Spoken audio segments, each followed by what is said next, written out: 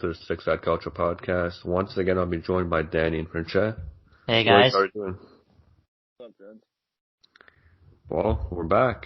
Another long week. We don't really like recording them towards Thursday, Friday, those kind of days, but we don't really have a choice when the Europa League's on with, obviously Roma having to play Ajax on Thursday. So Friday is really our only day. But maybe in the future, we'll just do like a podcast on a Monday or Tuesday, and maybe I'll do a solo one about Roma-Ajax, and I'll put a quick one. We'll see for the future, but for this week, once again, we're back on Friday. We had the previous match day last weekend, and some interesting things happened. It wasn't really a big spectacle like the past one, but we had some nice results. Napoli really continued their brilliant form, really. Obviously, Juve was a setback, but nonetheless, Napoli's been looking really good as of late, and they really stepped it up. Atalanta continues to win. Inter have won 11 straight now. Juve are trying to make one last push there here towards the end, but it's going to be tough. Inter keep winning. And, we'll get straight into it. So first off, we got Spezia-Crotone. Spezia came with a 3-2 victory. I'm going to quickly recap, by the way, some of these like smaller games, because usually we do like a quick recap and then I just go on forever, but since the game was last week and all these games were last week, I'm just going to quickly recap them so we can move on to the bigger ones and then get through it and go on to Roma-Ajax. So, yeah, Spezia-Crotone, 3-2. Big result for Spezia, and shout out to comeback Verde. from them. A very big comeback, and shout out to Verde, my boy, who played in the Roma Academy. He scored once again, so shout out to him. We also had Udinese-Torino. Torino won off a Belotti penalty. Belotti, come home. I'm waiting for you in the summer. I've seen the reports. Sky Sports also reported that we want Belotti and also Nico Shira, so hopefully it comes to fruition. Verona-Lazio. Lazio came away from 1-0 victory. Milinkovic-Savic headed home a goal at the death after a cross from Radu. So Lazio, once again, they scored at the end, and it wasn't Caicedo this time, so that surprised me. Yeah.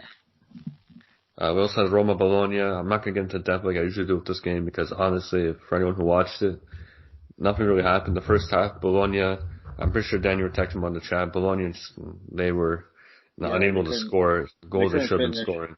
Yeah, Mirante rolled back the clock. He made an incredible save. Yeah, it was tough for Bologna fans.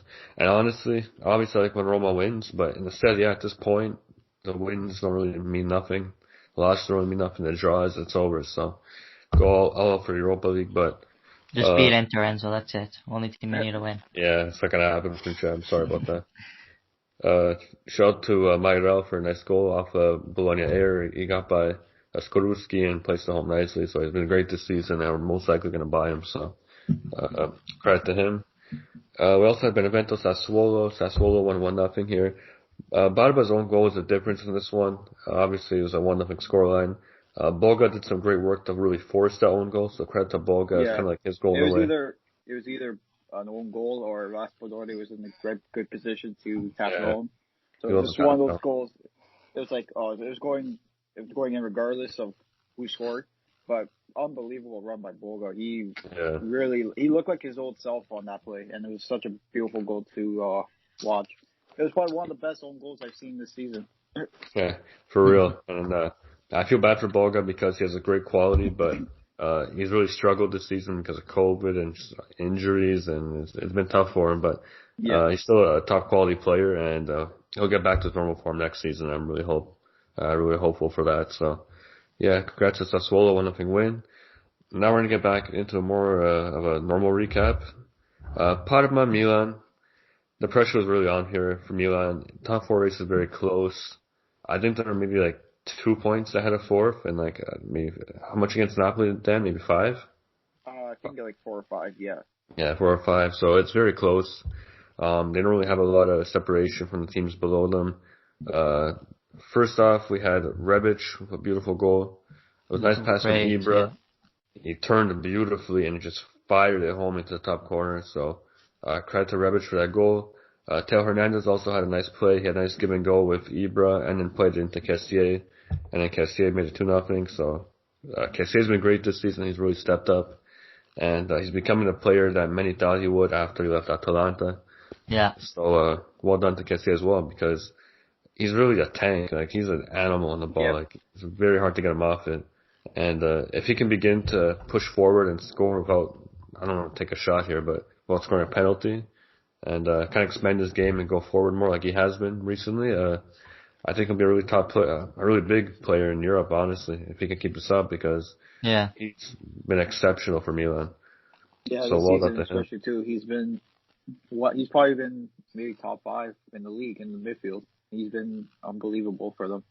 And it helps that he can score penalties too, because again, at the end of the day, penalties are a skill, and even if the penalties are soft, but you still need to score. You need the composure. But besides the penalties, he's been very good for them, and he's been you can even say their anchor for them this whole season.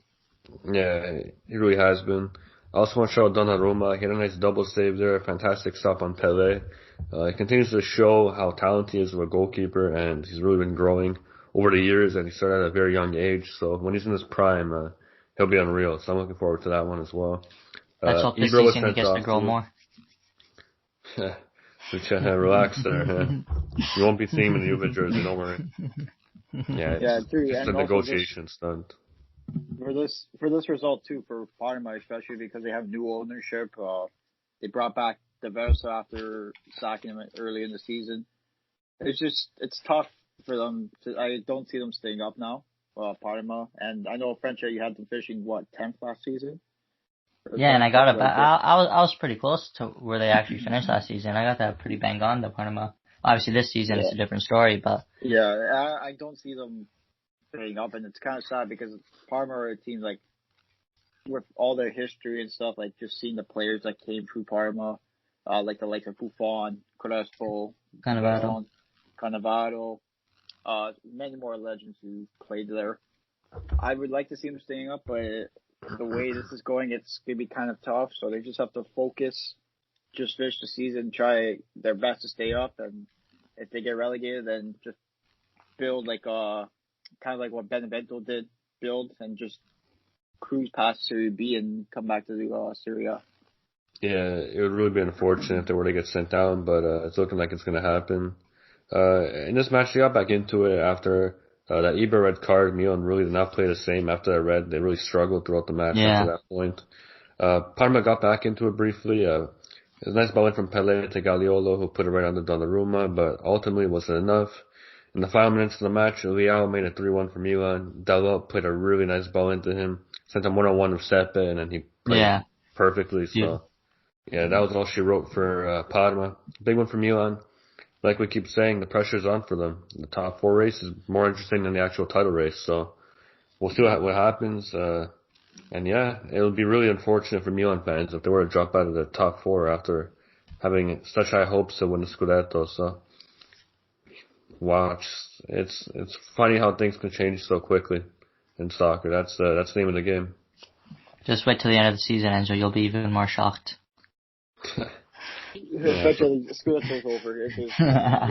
It's not over yet. Hey, you know what? We have to still play them this weekend, so who knows? Maybe if Napoli could get a win, who knows? This could be the downfall, but I doubt it.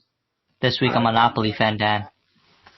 I don't doubt us not being Inter, because I feel like Napoli, the way they play, they can beat anyone in the league. You guys always had Inter's playbook, even in Coppa Italia from last season. You guys always seem to do well against Inter. Yeah, it's always a good match. It's just, I don't see, say if Inter lose this week, I don't see them sliding down. I feel like they'll just bounce back next week and win. Even bigger than 4-0. They still have Roma to play. I think Roma could beat them. They have lots to play. They have our bench to play. They're not going to play our starters. No way. No point in wasting our guys on a match like that. It means nothing for us. But I think Inter's done a good job of building a big gap between themselves and the competition, because even if they were to lose to Napoli, nothing's really going to happen. Let's be honest here. It's over. If they make a comeback, then I'll wear a Juve jersey and I'll post on our Instagram. Man. Okay. I'll look forward to seeing you in it. Oh, no. Yeah, you won't be seeing that. I still wear my Lecce jersey. But it was it'll be interesting. Inter-Napoli. I'm looking forward to that one. I think everyone else has more than a match of the weekend for sure. Probably the match of the weekend. I'm shaking thinking about the match. I always get with these big matches. Yeah, it's gonna be intense. We also had Fiorentina-Atalanta last weekend. Atalanta, Great. Yeah, it was a fantastic game, and Vlahovic, I gotta bring it up right away. I really don't care. Yeah, He scored a double. It's incredible. And I've been saying this since I first saw him last season. I remember the beginning of last season, he scored against Inter at the final minute to get a draw. He ran half the pitch and fired it to the far corner on Handanovic. Vlahovic is just a great player. There's some players you watch them and you know they're going to be good, and he's one of them. I feel like players that are smaller and technical are more of a risk because sometimes the physicality of the league can really catch up to them, but with Vlahovic, the way he plays, you can play like that in any league and do well. So I think he's just destined to be a great player in Europe, and right now he's getting a lot of respect around Europe. I'm seeing a lot of people on Twitter noticing him. City fans, because he's been linked there. A lot of big teams have been linked to him, and he's getting the credit he deserves. I'm happy to see that. And Vlahovic is a fantastic player, and he's 50 mil now, so I don't think he'll be coming to Rome, but we'll see what happens with him. But I wish him the best in his career. He's a great player, and I really like watching him. So, Fiorentina fans, enjoy him while you can, because that's all I'd be doing right now. Yeah, that second goal from Vlahovic was just, for me, it was all Kwame. The skill he did to get past the defender, that was just breathtaking to watch. Yeah, Kwame, I think getting by his defenders has always been his strong suit. His only thing is finishing is terrible. Yeah, his composure for the net's not as... Again, he's only 22 now, I believe. And he's still young, but that's one thing he's got to work on if he wants to be on the next level. He's a good player. He's got speed. He's got good dribbling. He's got good quality in him. It's just the composure on this kid. It's not as great as Fiorentina fans expected. Because at January, this guy was banging in goals left, right, center. And for Fiorentina, it seems like he hasn't carried over that. So even maybe next year, if Vlahovic gets sold, maybe Kwame can take the next step and become the next, say, Vlahovic for them. Yeah, no, for real. Kwame, I think fans have high hopes for him. I enjoy watching him personally. He's destroyed Roma in the past when he was at Genoa, and yeah, I think maybe he might be better suited as a winger, in my opinion. I feel like striker, yeah, he's a good creator, very good creator. Just finishing is in his strong suit. Even as a trequartista, I feel like he can do well, but as a striker, if he doesn't find his finishing form, then I don't know if he can play there. It's tough to be a striker who can't really finish that well. But yeah, well done to Fiorentina. They really fought back into it, but Atalanta, they've been really good. Like Zapata, we all thought, wow, this guy's not playing too much. He's on the bench. What's going on? Zapata's awake. And in my opinion, Fiorentina's player of the season, Malinowski, got 2 assists in this game. Yeah, I agree. No, he was amazing. For me, he's been the guy that's been filling in the shoes of Papu, and he's been playing unbelievable this season. This guy, I think he came from one of the Belgium teams, Gent or something. Yeah. But he's been very good for Atalanta, and especially the way he linked up with Zapata this match. Zapata, the guy's incredible. I feel like that's one guy I would thinking back, even though he wasn't good for us, he wasn't as good with us. I just think we made a big mistake in selling him. We should have gave him more time, because he's developing into a very good striker, Zapata. And who knows? Maybe in the summer, if a big team comes calling, who knows if Atalanta sells him too? But we'll see. You never know. They played, even Atalanta, I give them a lot of credit. Usually when teams give up a 2-goal lead, they just sit back, try to just get the point. Nope, Atalanta, they went for it, and for me, they got a very, I want to say lucky penalty. It's just, and also a kind of unfortunate for Fiorentina. Unfortunate for Fiorentina. With the handball on Martes Cueta, who was also, I believe he was pretty good this game too. I really like the way he played, and I just feel like that penalty was kind of unlucky for him, but it was a penalty regardless, and Ilicic stepped up, slotted home, and gave Atalanta the 3-2 lead, and they didn't look back. It was very well performed from Atalanta, and now their top 4 title race is still intact because of the penalty and the 3 points they got against Fiorentina. Yeah, it was crucial for them to get these 3 points there. The top four race, like we keep saying, it's very tight, and all the teams in it gotta keep going forward and keep winning games till they can anymore. So, Serie A is heading towards the end here, and teams like Napoli, Atalanta, Milan, Juve, they gotta keep winning to really stay in here. So, it's very fun to watch now, and Serie A has some more competition. It's getting because again, Serie A is new now. Like obviously, Juve always dominates, and it's feeling like there's more. I won't say interest around Europe, but I'm seeing more on Twitter. There's getting more engagement of Serie A in past years. No one really spoke about it too much. Even in Europe, I feel that actually, no, never mind. We'll talk about it later. I actually want to bring it up. Italian teams in Europe, because that's a big issue we have here. But we'll talk about that later on. But yeah, credit to Atalanta, and they did well.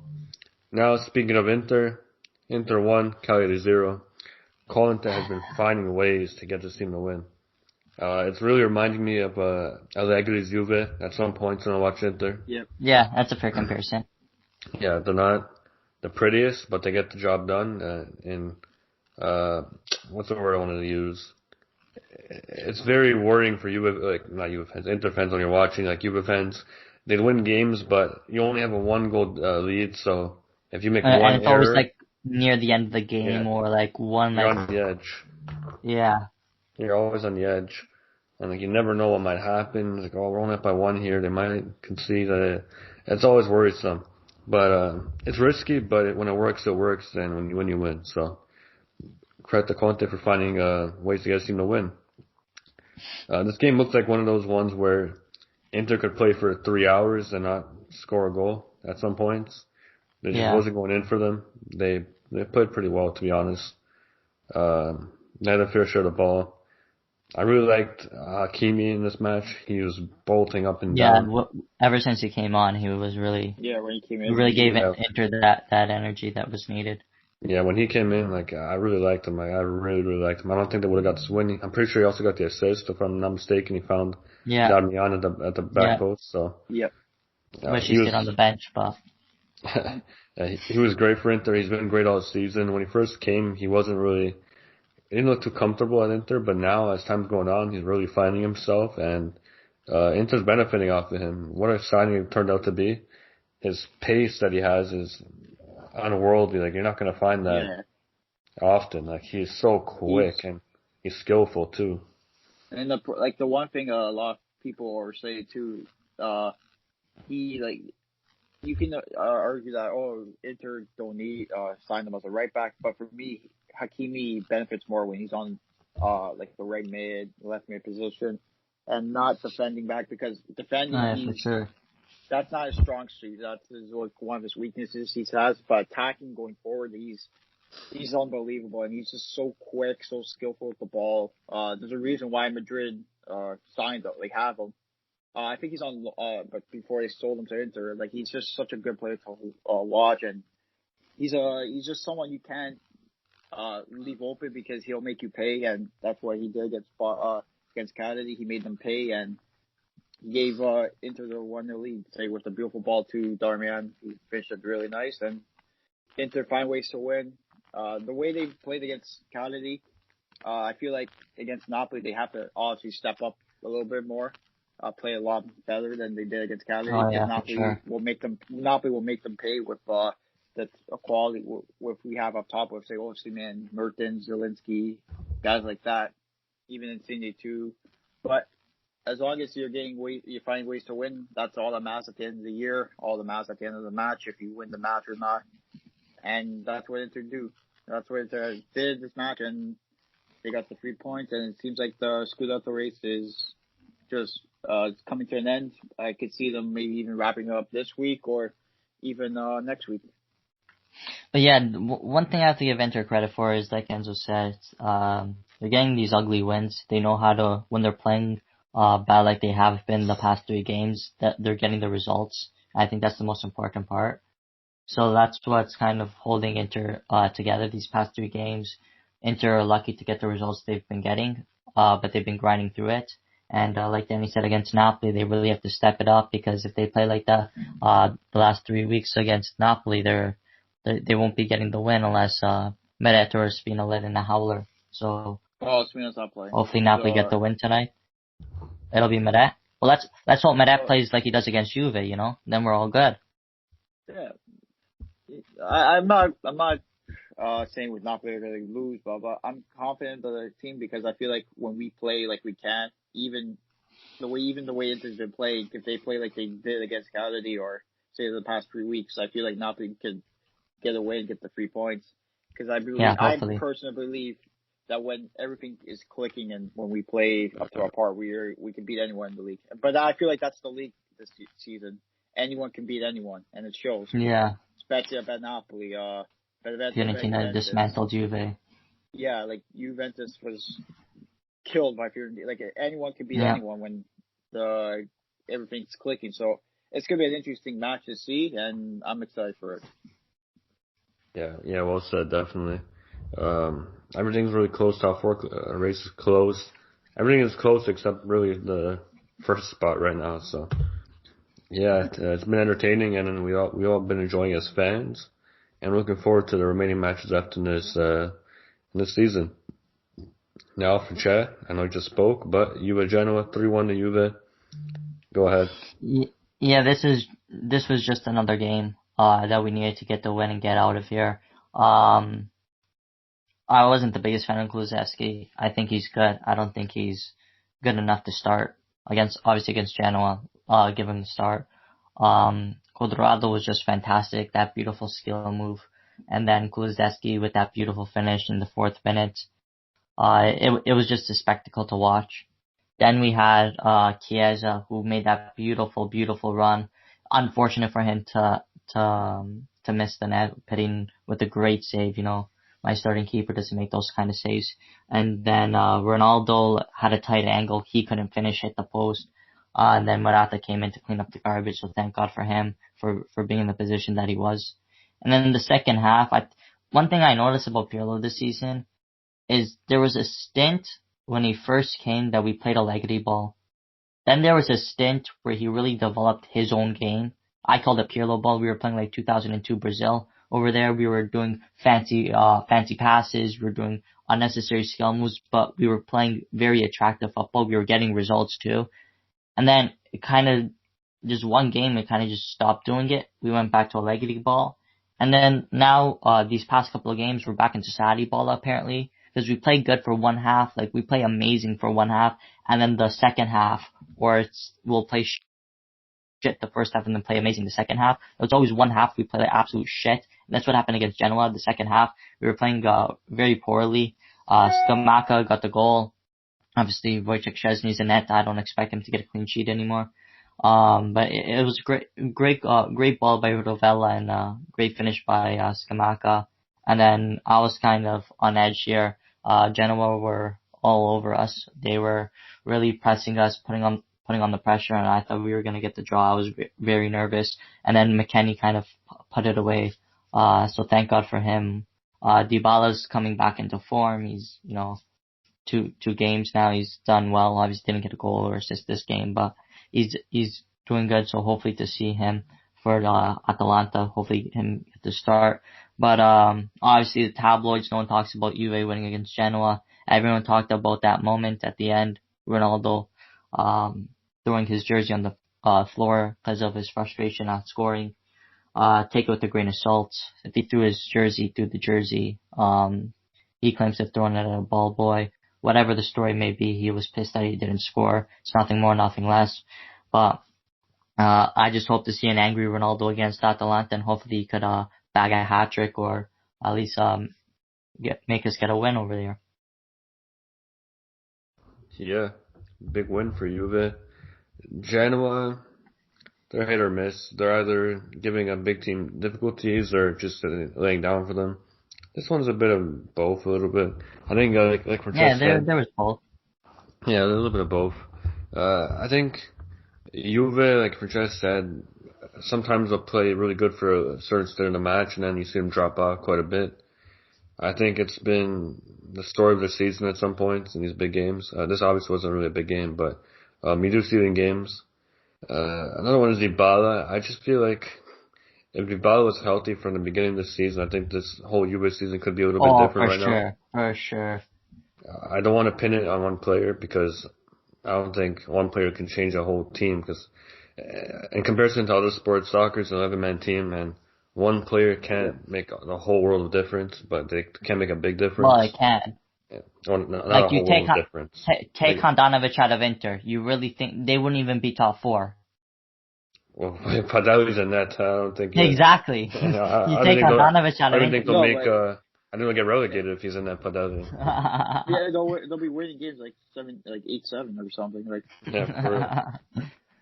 Like someone can make a big difference, but if you put Ronaldo and Cagliari, they're not going to make Champions League. Like that's what I mean. But yeah, like I feel like obviously a sport like basketball, it's a 5-man team. If you put a star in with garbage players, you can probably make the playoffs pretty easily. So playoffs, how good the players. Championship.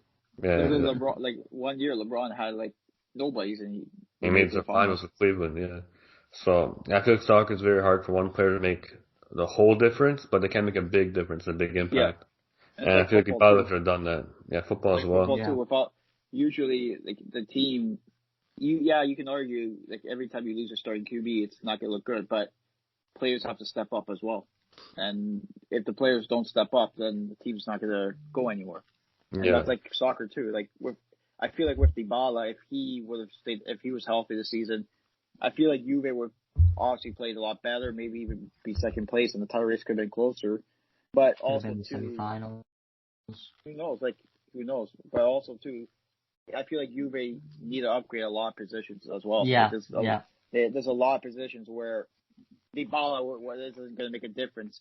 For example, with Chiellini, always hurt. This guy seems like he's always hurt, and he's coming to the end of his career. I feel like Juve need another midfielder, kind of like a McKinney type. I feel like they need to upgrade on the wides as well with, say, Chiesa, and maybe if Dybala stays healthy, who knows? Chiesa, Dybala, Ronaldo up top, 4-3-3, who knows? And with Morata coming off the bench, but I feel like there's a lot of players on Juve that need to be upgraded, and Dybala coming back, that's kind of like you adding an upgrade to the team. Yeah, I have a list of what we need and who I would want Juve as a to Juve get. fan, like you should know, so you would know more. I'm just saying, like just as a guy who watches them whenever they play, I feel like they need to upgrade a few positions for them to take that next step under the Pirlo plan, if you want to call it that. Yeah, that's completely fair. Juve, we'll see next season what happens with Dybala coming back 100% fit, and some upgrades they're going to get. So Juve probably a different team next season. Obviously, the coaching standpoint, it's not the best as well. We'll see what they do with that one. I don't think Pirlo's going to get sacked. He could, but I don't know. Hopefully not. It was kind of inevitable if he does get sacked. So they put him in a tough situation. It was kind of harsh for them to even put them in that situation. I think he has to get one more season, and then we go from there. Yeah. Like especially, I honestly I would have put him on the under 23s for this season, and then say next season, if you were in this situation, say under a coach they hired, then you would consider even calling up Pirlo. Yeah, we've seen Juve aren't scared to sack a manager after one season, so we'll see what happens with him. But moving on, Sampdoria-Napoli. Napoli here came away with a 2-0 victory, and they've been looking pretty good over the last maybe month or two. They've been looking better. Ever since we've had our guys come back, say like Koulibaly's coming back healthy, Osimhen came back from his COVID. Just ever since, like, say you can even argue the Granada tie, Napoli's been looking good, and I've been very impressed with the way Gattuso's been coaching. Except the Juve match, you can say he kind of got that wrong. It seems like we were the step behind the whole match. Maybe in the second half we were a bit better, but this match, it was such a good match to watch for me. I was very happy with the way Napoli played, especially because we got the 2-0 win. I'm always happy when we get clean sheets. The first goal was such a beautiful goal. Great link-up plays between Ruiz and Zielinski and Osimhen, and Ruiz fired it home beautifully. And then we had a little scare where Sampdoria scored on the corner. I thought a foul on Ospina, but when you looked at the VAR, there's 2 fouls that were called, so pick your poison with Torsby on Koulibaly when he used it for leverage, or where I can't remember the player when he ran into Ospina, and so it was pick your poison. So the goal was wiped off, but when Mertens came in for Zelinski in the 75th minute, he was instrumental. He had played some beautiful balls to Insigne, and especially on the assist where he passed it very nice to Osimhen, and Osimhen used his speed and his composure to fire a near post, where a lot of times players, especially with Osimhen too, with his confidence becoming high again with 2 goals in his last 3 matches, usually you would see him pull it to the far post, and who knows if he would have hit the net, but he smashed it near post. Better did it to his near post, and beautiful finish to give us a 2-0 lead. I was just very happy with the way we played this match, especially because now we have Inter on Sunday. It's going to be a huge match. I feel like this match could determine if we're going to finish top 4, then just going to miss out. And I feel like with the way we've been playing and the way the Inter has been playing, I feel like Napoli can get a win, especially because it's just the way we've been playing and just the way Gattuso has been firing these guys up. And it's going to be interesting to see, but I'm excited for the match, and hopefully we can get the 3 points, and who knows, maybe even push for a top 3 finish. Yeah, that wraps up our Serie A recap from last weekend. It was a great weekend. But yeah, it's time for a Europa League. Roma-Ajax. Where do I start up this one?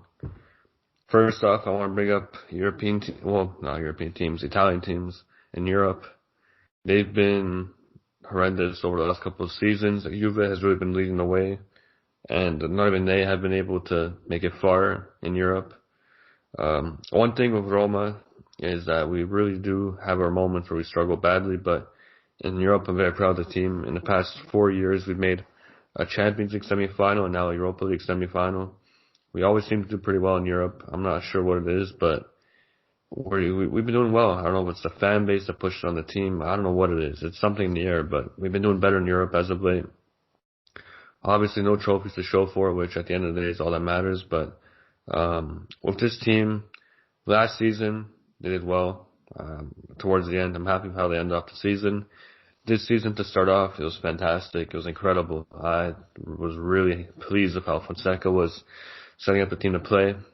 And then injuries hit. We lost Zaniolo early on. Smalling has missed like 22, 23 games this season.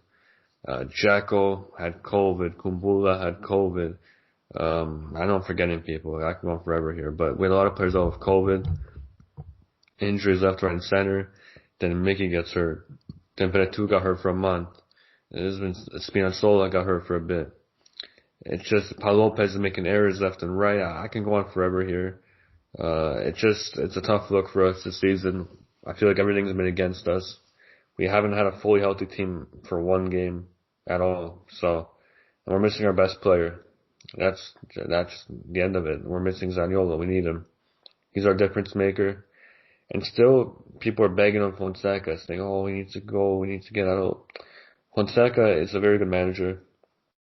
This team that we have should not be in the semifinals right now. The players we have, we do not have the quality, and we should not be in the semis at all. But we are, and I'm very proud of how Fonseca set up the team. I was surprised he took such a negative approach as in setting up the team so defensive. I feel it's very risky against a team like Ajax who likes to play with the ball and it kind of plays into their hands. But the team did well. They pressed. Players who don't usually press, like Dzeko was pressing very well. Mickey usually does press well, and he did this game as well. Karsdorp played well. He pressed well the whole game. Pellegrini worked extremely hard. Mancini has been a rock for us this season. He's worked so hard. He's been an example of the team. And he's played extremely well. He's on the ground at the end of the game. He's looking up like, wow, I left it all out there. I was super proud of the team. Paul Lopez has stepped up in Europa League. And no doubt he's the best keeper in the Europa League this season. The stats show it. The eye test shows that he's been fantastic in the Europa League. In Serie A, it's a different story. But, yeah, I'm happy with the team of how they played. They locked up. People want to say, oh, look, Ajax had whatever amount of possession they had, 73%. I didn't look at it, I forgot. But they had a lot of possession. In the first leg, it's fair to say they had a lot of good chances. They kind of shot themselves in the foot. In the second leg, they didn't have that many amazing chances. They just passed the ball, they whipped it into the box. After, I think his name is Broby or Brobery, they got an Ajax. He, after he scored that goal from that long ball, they kept sending long balls the rest of the game. They thought it was going to work again. And I like what, I don't know if it was intentional, but it seemed like after, Broby got by Cristante there, for the rest of the match, Mancini was really marking him hard, and I feel like that was the difference in it. Mancini did extremely well on him to match his physicality. And like I said, I'm extremely proud of the team. Calafiori, I want to give him a special shout out. He's 18 years old. He made his Europa League debut this season. He scored an absolute banger in the top corner against Young Boys. Then Spinazzola drops out early in the first leg of the Ajax match. We don't have really many options on the bench, and 18-year-old Calafiori gets thrown into a very tough situation away from home in Amsterdam, and he did extremely well. He's known for going forward. His defensive ability has been questioned many times, and in that match, he didn't go forward too much. He stayed back, defended well, and he really helped the team there. And he earned himself a start in this match. Obviously, Spinazzola was out, so if Spino was healthy, he would have been playing, but he could have thrown in Santon. Fonseca had Santon warming up. He could have thrown him on to start, and he didn't, because obviously Santon is more experienced than Calafiori. He's only 18. And he trusted Calafiori. He's like, this kid played well, played hard, and in this match is a difference once again. He went one-on-one with, I'm not sure what the defender, what his name was, but he dropped him, he skilled him and just left him in the dust, and then played a ball into Dzeko that got deflected, went to Dzeko, and Dzeko put it home. So big credit to Calafiori. He has a bright future ahead of him. He's also Roman, which makes it that much better to root for him. And I'm just incredibly proud of the team. Games like this are what us as Calcio fans look for. We don't get many of these as Roma fans, and when you do, it's very special. In a city like Rome, where we aren't expected to win, we aren't expected to win trophies or succeed, and when you do, it's just a big feeling. And I'm not sure who said it. It's slipping my mind, but a player said, one trophy in Rome is like 10 at Juve or 10 at any big team. And it's so true. And if we could pull this off, I don't know what's going to happen. The city might blow up. You saw, like, before the game, the fans are coming out in thousands, chasing the team bus the whole way to the stadium, smashing against the side of the bus. Like, come on, like, give the team some motivation, because we do need it. And even afterwards, you can hear the fans. They were chaotic. It was a huge moment for us. And during the game, we're setting off fireworks. You can hear it on the broadcast. Fireworks the first 10 minutes of the match were going off. And I was so proud to be a Roma fan yesterday. It was a big win. And so, we have United. Yeah. This is a pretty funny moment here. I don't know if you guys know. I think it's that Kesha song, Timber. Yeah. I wouldn't know. The I'm going down, I'm yelling Timber. Well, funny enough, that's who Calafiori dropped. His name is Timber. Oh shit, Timber. Yeah. So it's funny, like the tree, you yell Timber when the tree goes down. Oh, that's perfect. I didn't know that. That's pretty fun fact. I will take it. I think he's also, I'm pretty sure he's also like 18, 19 too. So yeah, he's 19. Cool. It was cool seeing like a Primavera player dropping another like Primavera player. Yeah, that was. But just funny that his name's Timber. Give him all credit though, Calafiori.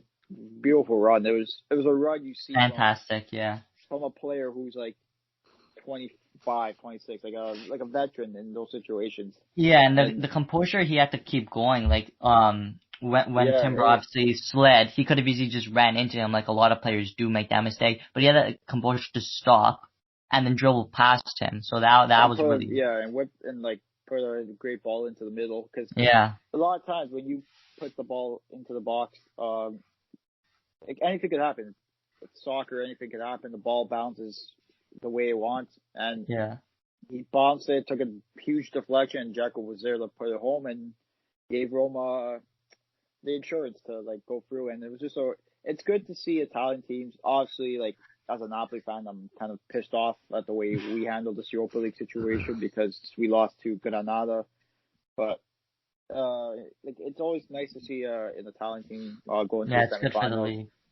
And because it gives the league reputation, and it also gives them, oh, look, an Italian team finally made it to the semifinals for the first time in a while, it seems like. Well, we had Inter last year in the Europa League finals, but it's also it's a slowly stepping stone to getting back to where us, the Serie A fans, and us who support Serie A clubs, where we want the league to be. And I just feel like the way we handle the situations in Europe, it's the way I believe it's our style of play. I feel like we still have that old school style in Serie A. But as the years go on, you can see it kind of evolving into the modern day attacking football and less defending, absorbing pressure. And I feel like in a couple of years, I personally believe in maybe the next 2 to 3 years, we could see a lot more Italian teams progressing to, say, the quarters, the semis, the finals, just because of the talent that's coming into the league and just because of the attacking talent we have around the league, such as the likes of Lukaku, Ronaldo, say, Immobile, say, Ibrahimovic. And I feel like those guys can, as much as they're, except for Lukaku, say, Ronaldo and Ibra, they still have a few more years to give it their all and bring the league to where we want it to be. So it's nice to see Roma into the finals, and congratulations on getting into the semifinals, I should say. And hopefully one day I can celebrate Napoli being there, and hopefully soon. Yeah, thanks, bro. Yeah, I really think that Italian teams over the years will progress. They're getting better. They're starting to attack more and bring in more players. Yeah, they've been bringing more players in, and you can see the football is changing in Italy. Goals are going up drastically. The goal scoring record I think was broken 2 years ago, maybe 2019 it was. Those I think it's 2018, 2019 season, something like that, for most goals in the season, or it got close at least. But we're growing in Italy, and I'm really proud to see that. When it comes to the rest of the competition and the remainder of the Europa League, obviously now we're looking at Manchester United.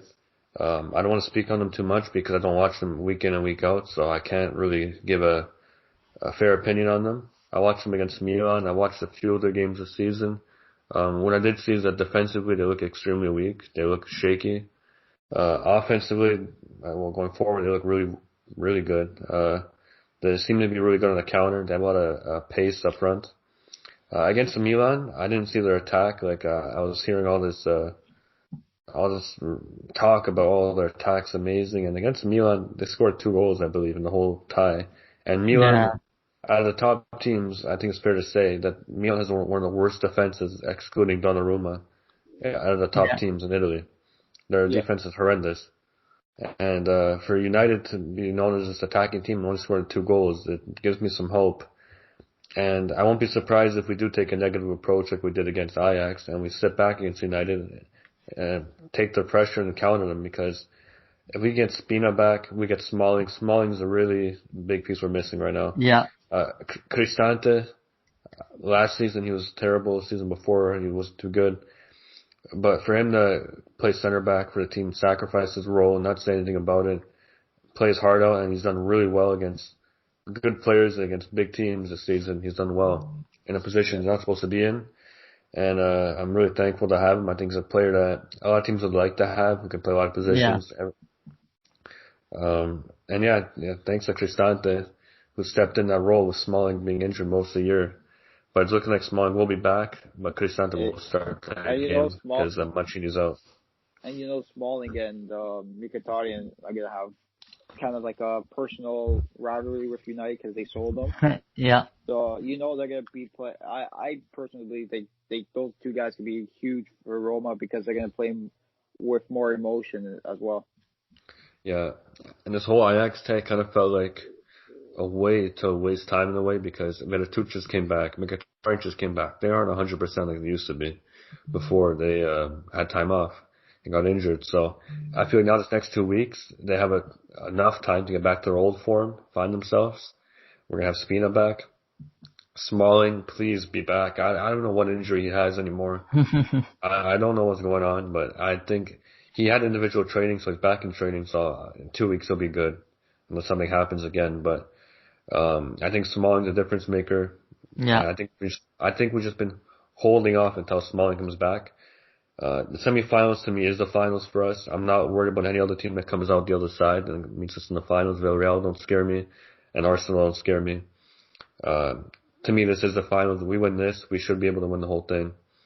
And we've had the toughest route to the final or to semifinals. Yeah. We've had Braga, who is by no means an easy team. They can give you difficulties, but they aren't the best of teams. Shakhtar, who beat Real Madrid twice this season.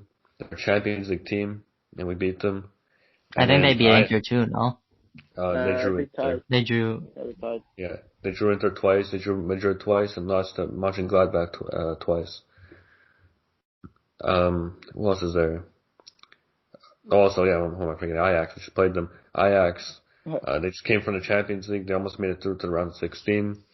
And I feel like for a team that won their group, we had a pretty tough schedule with all these teams who were in the Champions League. So, United, I don't think they've been tested like we have up to this point. We've had definitely the harder matchups. Milan was a tough one for them, but that's about it. And also United in their league, they're second place, I believe, right? Yes. I believe 19 points. I was saying maybe 19 points behind City for the title, maybe less. Yeah. So they're very much in that top four race right now. They can't play their bench. They gotta play hard, and I think that's one advantage we have, that we're completely out of this top four race. So these games, maybe this week we might put our starters in, but next week for sure they won't be in the match before United. Oh yeah, they're only sure. 11 points. Yeah, so they're 11 points behind City. Only 7 points up of Leicester City for third place. So they're in a decent position, but they're still in the position for top four. Yeah, they can't risk it yet, but they're in a good spot right now. So I'm looking forward to the matchup. It'll be huge. I'm gonna put it out there right now. If we get eliminated in the next round, I won't be disappointed. I'm proud. The team we have, I'm very proud because the team we have, we can see the progression of Fonseca. Last year we developed a 3-at-the-back system. This season we used a 3-at-the-back. When our team was more healthy at the beginning of the season, from September to maybe November-ish, you saw we played amazing football, probably the best football in the Serie A at the time. And injuries really ruined us. I think next season, build upon what we have. Don't sack Fonseca. We've seen that Fonseca is able to adjust his tactics according to a big team. And he got it right against Ten Hag, who is considered one of the best managers in Europe, or upcoming managers in Europe. A lot of people consider him to be the next Pep, I've heard over the last couple they've compared him to Pep. We were linked with him for a short little stint before Maurizio came. I wouldn't mind him at all. I think technically Ajax have the better players individually, technically, but I think Fonseca outclassed him. He really stepped the defense well. And for most of the match, you see Ajax at the center circle just trying to find a gap in their defense. And the one gap they found was a long ball that got through. They didn't have many good chances. They had chances. They had the ball most of the game. But compared to the first leg, they didn't really have many good chances. Their expected goal was 1. And they got 1. So, I'm proud of the team. Well done. And we'll see what happens. Looking forward to it. Hopefully in the next couple of years, the Italian teams can really step up. I think Napoli's probably the next one up, because Napoli's obviously above Atalanta in quality-wise and history. And they have good players, Napoli, so I'm not sure. What do you think it is, Dan? Just quickly, what do you think Napoli's missing to make the next step in Europe? I feel like the one problem with our team, I feel like we're just not consistent enough, just the way we play. It doesn't help that I'm not going to throw shots at, say, our owner does nothing, because there's a lot of good things he's done. But when it's time to make an upgrade for, say, the left back position, it's been 2 to 3 years that we've been looking for a left back and we still haven't gotten one. I feel like we need to upgrade just defensively. We need to get maybe a Manolas replacement, personally. Even a backup for Di Lorenzo. This guy, he plays every game, and he, as much as I love him to play, I feel like he's a very good right back. He can't play every game because it's just the fatigue to kick in. And I feel like we need an upgrade for that. I personally believe we need to upgrade our midfield as well. We just need to get players such as, like a player like DePaul, say, for example, would be huge for us, and I would be doing cartwheels until he leaves. I really like the way he plays.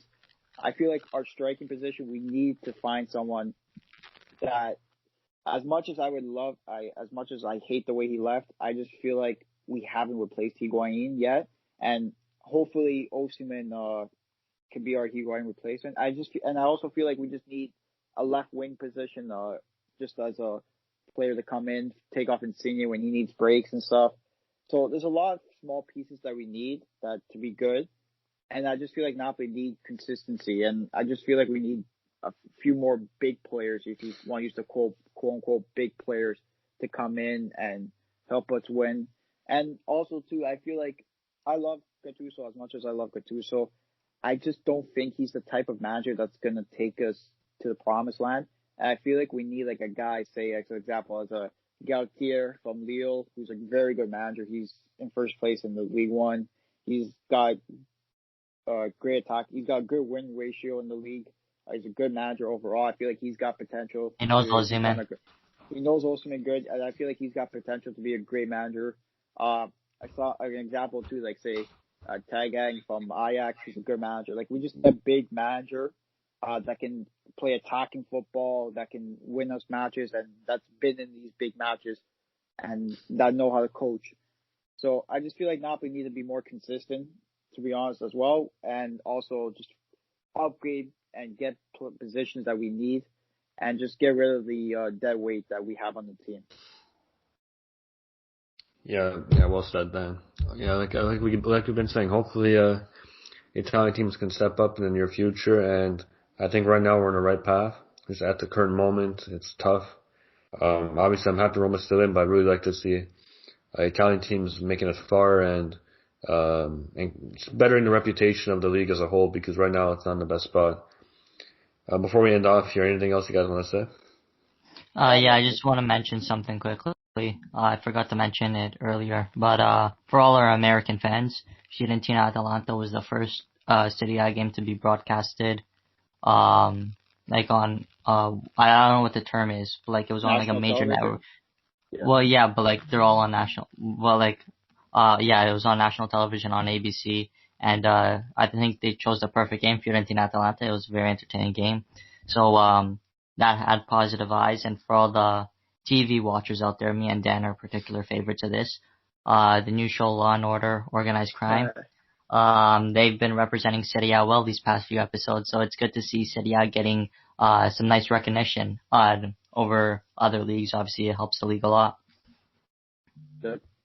Yeah, I like seeing that too. It was cool. Yeah, that was a great. That was a great mention, and yeah, hopefully the league continues to grow too, commercially and worldwide. So we'll wrap it up here. It's been a nice one. Next week, we promise we'll have an earlier one in the week. There's no Europa League, so we'll look forward to next week. Enjoy the weekend. Napoli is going to be a nice one. We got some nice matches coming up. I'm a Napoli fan for the week, lads. Cool. First time I've heard Sancho say that. Yeah, I'm looking forward to our group chats. Yeah, everyone, enjoy the matches, and see you next week. Ciao. Have a good one, guys. Ciao.